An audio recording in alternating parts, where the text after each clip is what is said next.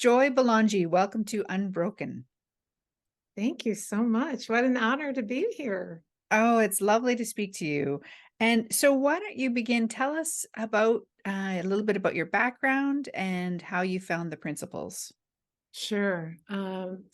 Background has basically been an educator within the extension system, which is a national system, cooperative extension. I worked for Michigan State University Extension for over 21 years, and was a great job. And they really believed in personal development.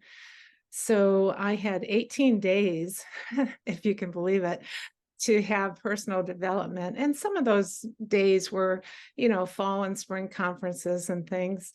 And speaking of fall conference, was in Lansing and was introduced to um, a seminar that was being organized through the Ingham Health Department on health realization. And Mm. so that's dating me a little bit, but I was really intrigued. It was a 9-month seminar presented by Dickin. And so I traveled once a month from Upper Peninsula of Michigan, where I was based for my job and had another lifetime there. So the funny thing is that it took like 4 hours to get down to Lansing to learn more about my thoughts. So I got a 4-hour car ride to think a lot about my thoughts. Right. But, it was the gift. And, to learn from Dickin and who he learned directly from Sid Banks was just such a gift.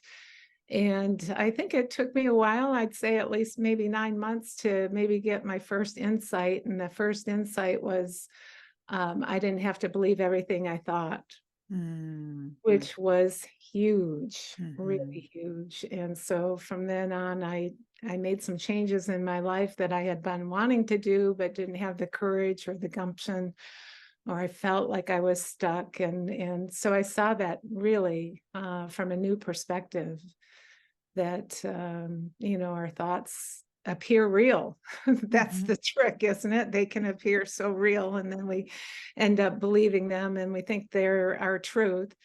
So anyway, that just opened up a whole new world for me. And so, what transpired after that? Did you transition away from the work you were doing, or what did that No, look like? I tried to incorporate it within my Mm. work. I did a lot of volunteer development, but basically, I just continued to learn on my own.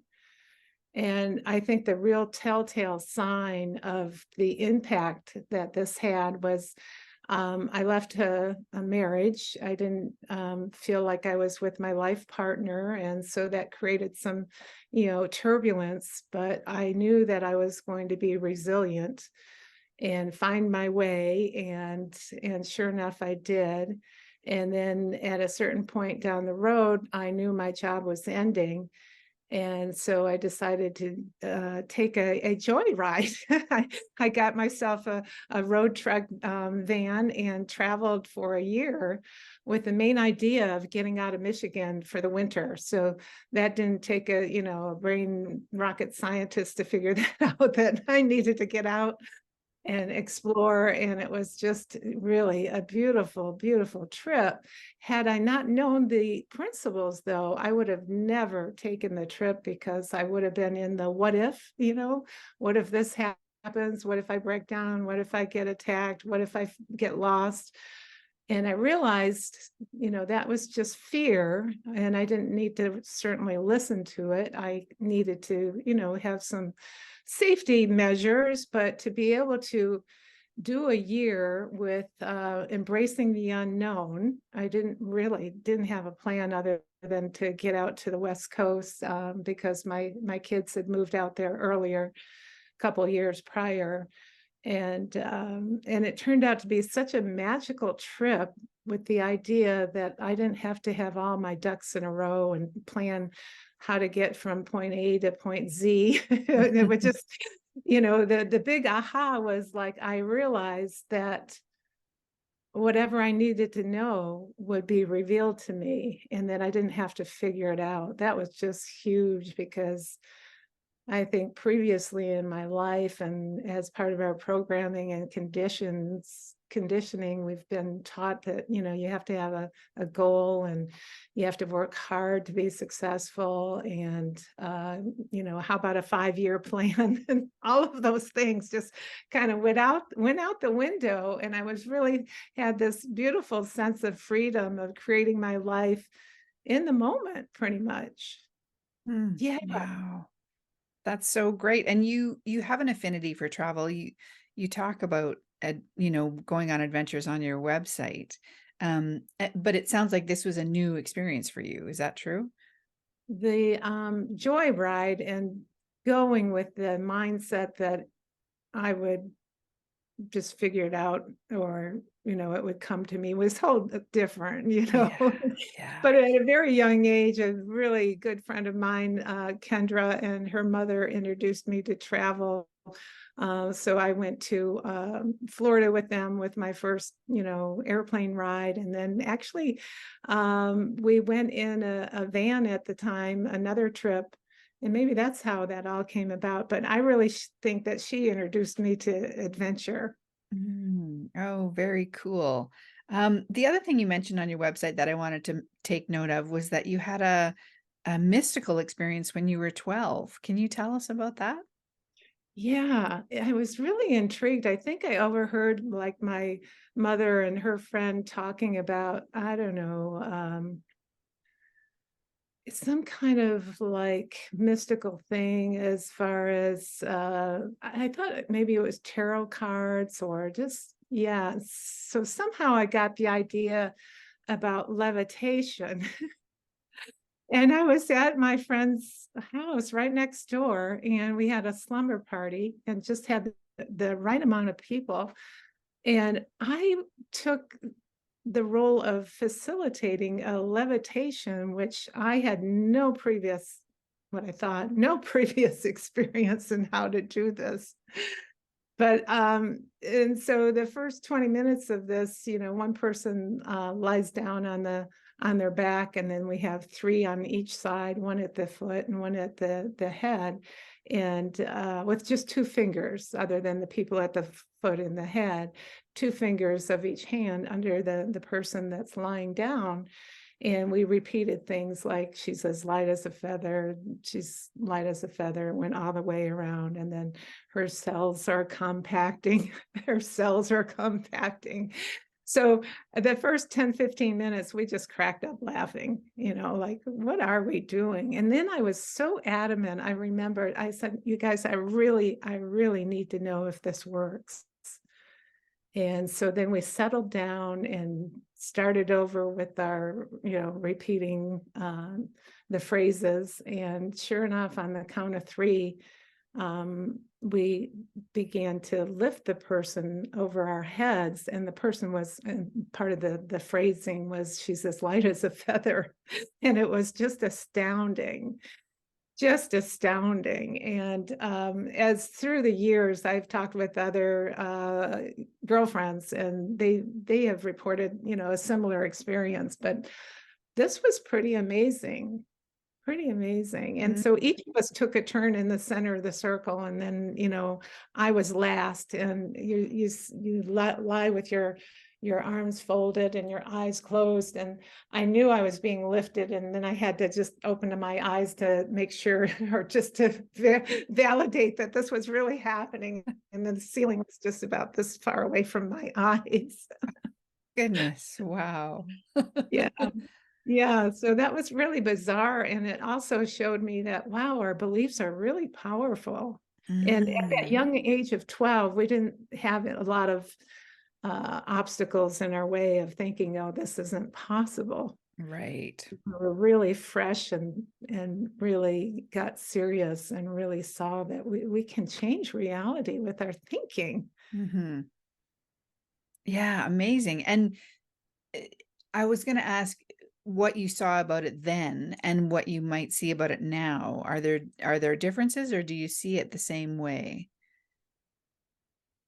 Good question. I think I was in a little bit of a shock, and I Mhm. didn't have anybody to really talk to about this. And years later, my sister was saying, "Well, no wonder you went into energy medicine." I'm a Eden energy medicine practitioner, and I really didn't even see the connection to that until she saw it. And so now, of course, with uh, the work that we do and the journey that we're on about the power of belief, and I see it so clear now that yeah, our beliefs and our thoughts are so powerful, Mhm. especially in a combined group. I think Yeah. that extra power now that I'm thinking about it. Yeah, with a bunch of people there. And it surprises me that people were able to change position and it still happened. Like, it didn't just happen once with one person and it was kind of a fluke. What you're saying is one person would get off the table or the thing that they were on, and another person would get on and it would happen again. Is that right? Yeah, yeah, that's right. Wow. And so 3, 6, 8, 9 of us. So yeah, and 9. I was the last to go. But what occurs to me, you think I would have maybe explored, bending spoons or something. But it never occurred to me. It was almost like I put it away and never really gave it much thought. But yeah, it's really interesting. Yeah, that is so cool. Um, so connected to that, you describe yourself as a spiritual seeker, until you found the principles. So what changed when that happened? Yeah, really great question. I definitely was a seeker. It was like I had such an intense motivation to want to figure this life out. And maybe I saw that it wasn't really working in my family or with my parents or other adults. I don't know. But I was really motivated to read as many books, attend as many workshops, learn as many techniques as possible, because I thought then I'd have a handle on how to do this, because maybe there was another intention to get life right.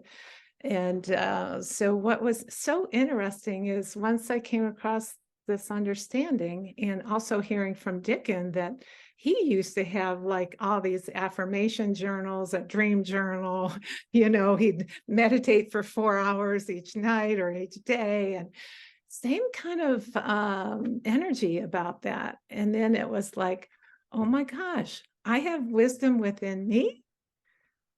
This is what I was learning, is like, we all have wisdom. It comes to us. I don't have to look outside of myself. So yeah, so all that search was looking outside of myself. And so, the big shift was all the spiritual teachers, including Sid, said to look within. And, as the story goes, there were so many people that would flock to see Sid. And so surprising, he would tell them, go home, look within. Yeah. And I also had a visual. Wouldn't it be fun to see at a bookstore, all the shelves of the self-help industry, and what is it, like $12 billion now? And if they were just take all the shelves or all the books off the shelves and just have a picture of maybe Sydney Banks and the phrase "look within," you know, Right. Yes. the answers are within. They come to us. We are so divinely engineered. I am so continuously wowed by that, to really understand who we are. So, when you think about it, we don't have to think how many breaths to take per minute, or how many beats per minute that our heart needs to be. It's like life is living through us if we allow it. I don't know if we have a choice, but if see it that way, it turns out to be just a lighter way to live life, less struggle, more joy. Mhm. And you mentioned you had sort of adopted a lot of techniques and that kind of thing. And I'm assuming you saw those begin to fall away or let them fall away when you discovered the principles. Yeah, I was a big meditator too, and thinking Mm, that was a way. And I think it really serves a purpose to quiet your mind down. And that's where I think when you have just a quiet mind and then out of the blue, insights come to you or things come to you that are somewhat magical, that that's just how we've been designed. And we don't mhm. have analyze or figure it out, because we've just been so conditioned that we have to give some things some more thought and we have to research or analyze or and it really frees up your time, doesn't it? It sure does. Yes, yeah, that's a good way to put it. No kidding. Um, I wanna go back to travel for a second, and I should have said this when you were talking about your trip around, was it North America? Did you come to Canada as well, or was it just the US in your van? Yeah, just mainly the US and a lot of time on the West Coast. Mhm, yeah. And you've climbed the Egyptian pyramids, you mentioned that on your website, and so what else we've already kind of touched on this, but what else do you think travel teaches us about ourselves or about our place in the world? Yeah, I think the idea of getting out of your everyday world Mm, shifts everything. So we are habitual, right? We get into patterns and pretty much they get automatic without a lot of thinking. I know that you can relate to maybe driving from point A to B and not really realizing how you got there because you were so in your thoughts, so in your head. yeah. It becomes automatic, and that's kind of how we are in our day-to-day life. And so when you take a break from that pattern and change everything, change the scenery, change the food, climate, you name it, everything's different. And then it's almost like you come back alive for the first time because you're seeing everything new. Mhm. Yeah. You know, I hear I'm in Bend and the beautiful mountains, and then sometimes I forget. It's like, oh yeah, there's the mountains. But when you're first here, it's like, oh my God, these mountains are beautiful. Yes, yes. Yeah, I have the same experience here on Vancouver Island. We just, yeah, become so habituated to it. And then in the summer, we get a lot of tourists. And what happens is it's actually quite nice. I see them taking photographs of things. And it reminds me, oh, right, this is really beautiful. And I should pay more attention to that if I could, be a bit more mindful of it. Yeah. Yeah, yeah, noticing is Yeah. powerful, isn't it? Yeah.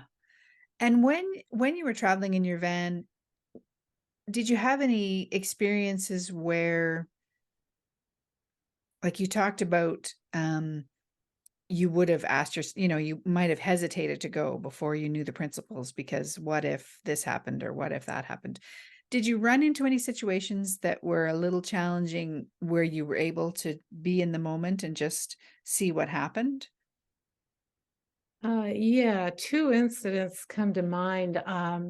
When I first got to the West Coast and visited with my family, I thought about, well, what do I want to do now? And I actually Googled because I was at the time a big um, affirmation person. So I just typed up the word affirmation and Googled it. And then Louise Hay took over my laptop. And I thought, oh, yeah, I was more in alignment with Wayne Dyer. And whenever I saw Louise Hay, I just thought, oh, she's saying the same thing. Well, this was different. And then I went to explore, well, what's going on now? Well, there was a conference happening in San Diego. And I thought right then, oh, I'm going to go to San Diego. That's where my next stop is. And the journey just turned out to be a healing journey. But at that time, it was my first uh, leg of the trip from the West Coast, and 50 people from around the world were gathered, which was mind blowing at the time. And then we would have different breaks. So I was there for about 5 to 7 days. And this one particular day, I was at the beach. I had my van locked and I had the music blaring and I was doing some exercises. And the next thing I knew, I looked to my out the window, and there was a gentleman parked right next to me and very interested in what I was doing. Mm. And so right then it was like, okay, I need to, vamoose. So I left in a hurry, and he followed me for a while. So that was a little unsettling.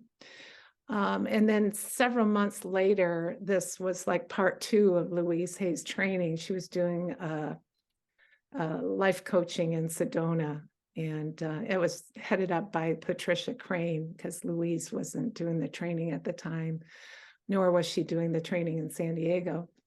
So I didn't realize that that was still, that incident of being watched very carefully was still in my mind. But in Sedona, after the week-long conference there, I got permission to park at a friend's house in the road right by her house. And anyway, the energy and everything within Sedona, and being just coming from a really wonderful group experience. And then all of a sudden I felt really alone and vulnerable. And I saw another car in the distance, just about 100 yards from me. And it looked like three men in the car. And I swore that they were watching me. What's another word? Scouting me. I don't know. Okay. Yeah. And it took me back to, being in a fearful state. And this is such a great example of where we can go in our thinking.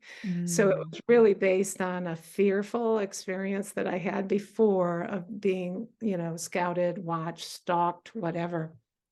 So I was just a true believer that this was happening. And so finally I collected myself and said, well, are you going to sit here and worry about it, or are you going to drive by and see if that's really what you're seeing? And so I took off and drove past this car, and there was nobody in the car. And I just had to laugh, because I thought, oh, I'm seeing my thinking play out big time, because I was so fearful that I was being stalked. Mm.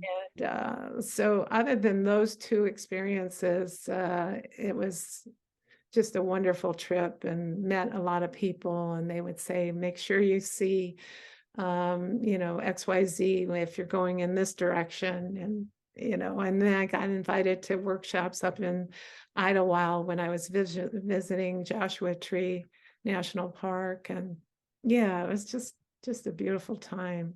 Wow, it really sounds like it. That's for sure. You mentioned Eden, the Eden or what did you call it? Yeah, it's based on Donna Eden, and Okay. I think she learned a lot from like Healing Touch, I believe. And anyway, she put a curriculum together, and I got certified. It was a 3-year study, and she thought that everybody could see energy, and she was gifted with that ability. And so she was able to heal herself with this technique, this energy medicine. And she had been told at least once or twice that she should get her life in order, because there was nothing else they could do for her. And Mm. so literally she took her health in her own hands and was able to Mm. move blocks and energy and all kinds of things. And so that started this journey for her to teach others how to Mhm. reclaim their health, especially when, our medical system told her that there wasn't anything else they could do for her. Mm. Wow. And do you still practice that to this day? I do. I have a few clients that I'm working with, and but my true passion is really this understanding, Mhm. really is, because I think everything is created through our thinking. And sometimes, we feel it in our body. And if we can Mm. change our consciousness to a greater sense of well-being, which, one of Sid's sayings is that we're only one thought away from our well-being. And once we see that, the body, mind, spirit, it's all connected, Mhm. then, it has a tremendous impact on our health and well-being, and whether pain gets what they call stuck in the body, or you know, anyway, yeah, so I've been on this healing journey and I have joyofwellbeing.org if anybody's interested, and love to have conversations to explore if this is a fit for them. Hmm. And so if you're working with someone using the Eden method, do you fold in the impact that their thoughts are having on their physical being?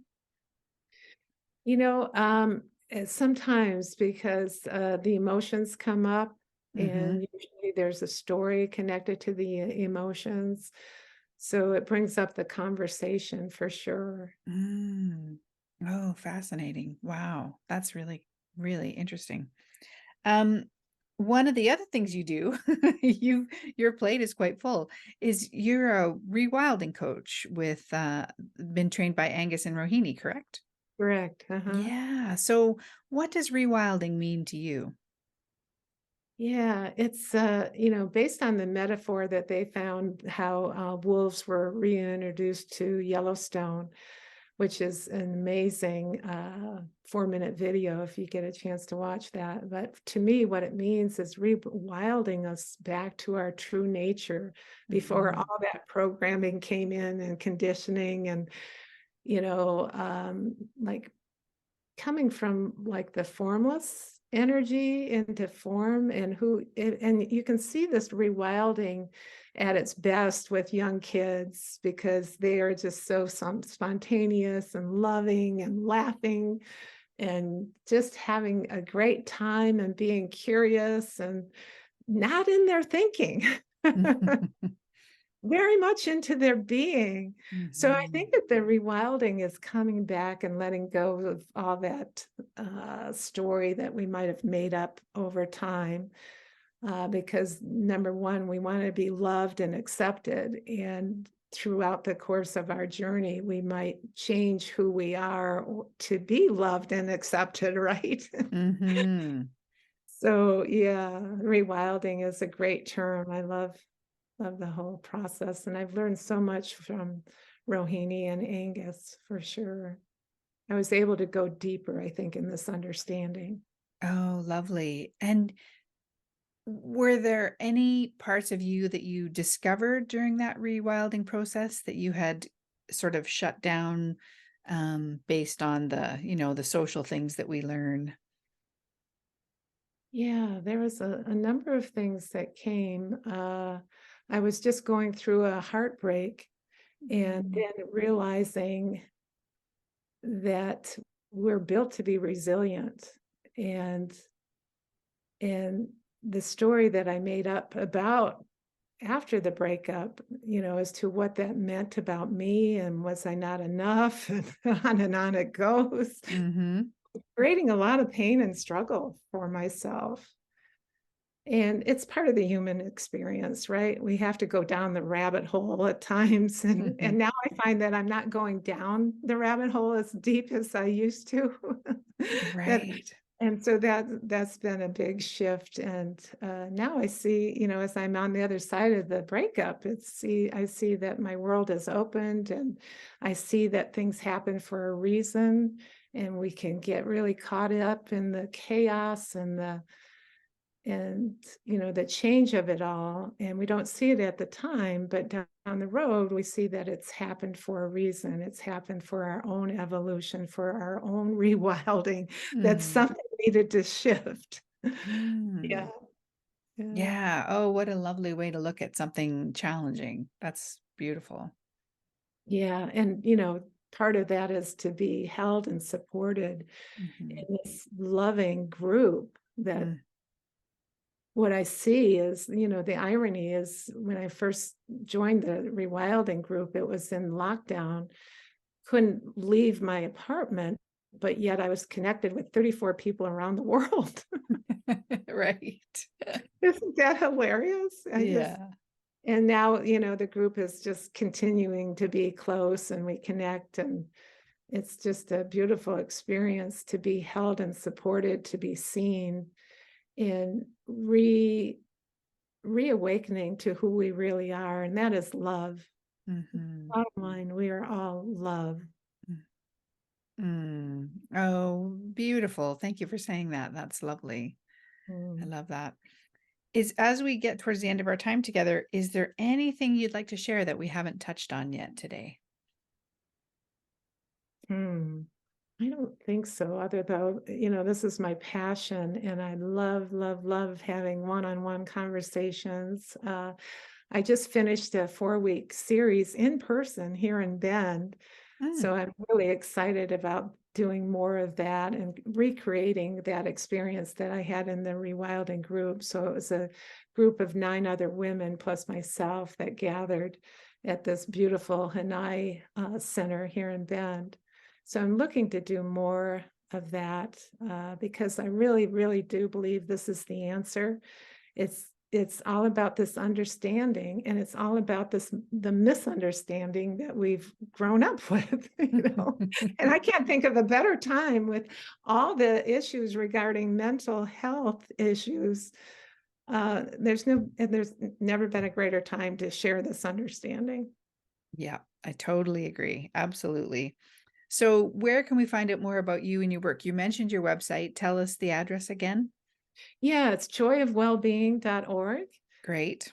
Uh, you can reach out there, or my email, preferred email is joy, and I'll say it phonetically, Joy Belonga at Okay. gmail.com.